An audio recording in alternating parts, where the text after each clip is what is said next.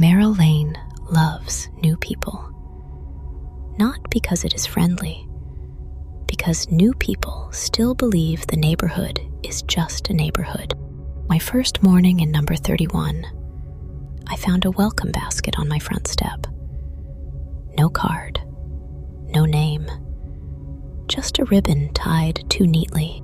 Under the cookies and tea, there was a folded note.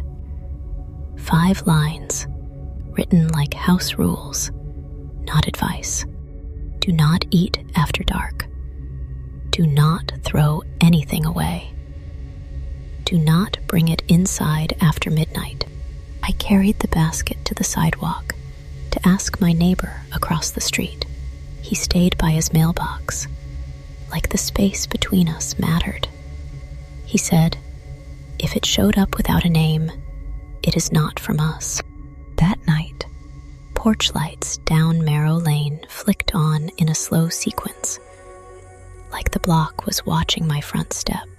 I told myself it was harmless. Just food, just a basket. But the ribbon knot looked like someone had practiced it 100 times. At 9:12 p.m., my kitchen clock blinked and reset itself. The basket sat on my counter, and the note was suddenly face up, like it had been turned to the line, do not eat after dark. I ate one cookie anyway. It tasted normal, sweet, warm spiced.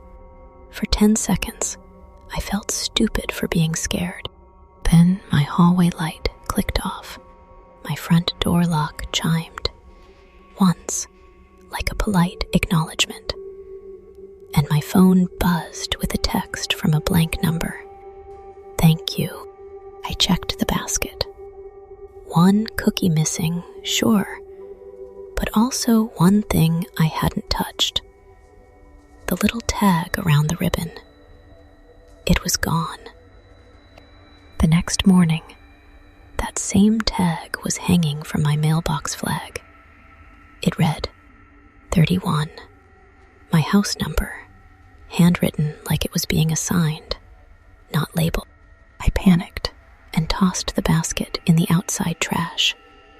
I shut the lid. I walked away, and from the end of the street, a porch light blinked twice. Slow, disappointed. At noon, the basket was back on my front step. Cleaner than before.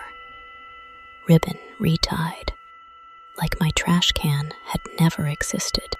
I watched neighbors pass, dog walkers, joggers, and nobody looked at it.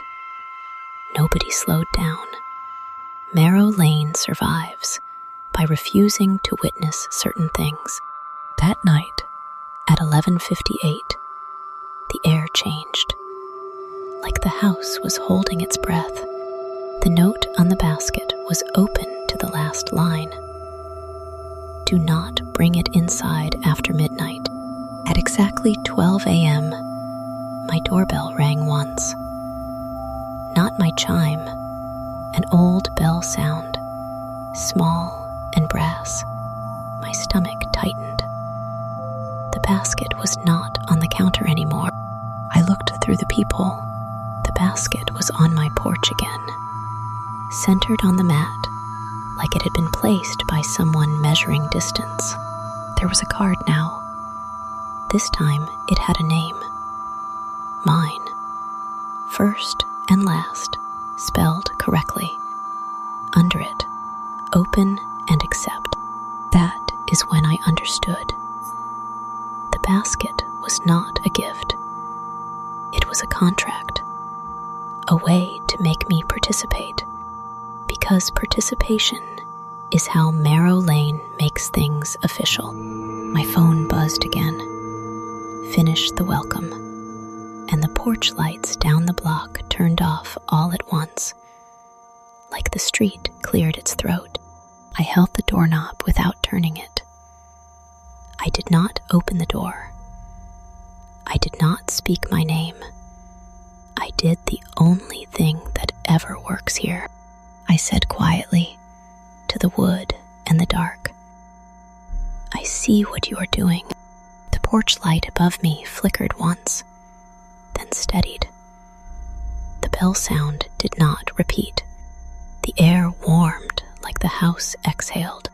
Without footsteps, without motion, the basket shifted, just slightly, back from the door, as if it had been gently pulled away by an invisible string. In the morning, my neighbor was waiting by his mailbox. He did not look at me at first. He said, "If you had opened it, you would be hosting, and hosts do not get to leave." I walked to the Marrow Lane sign and found the rubber-banded stack of notes behind it. I added mine. If it arrives without a name, don't accept it. Notice it. Let it go. That night, my porch light blinked once at 9:12 p.m. A reminder. And across the street, a new welcome basket appeared on someone else's step.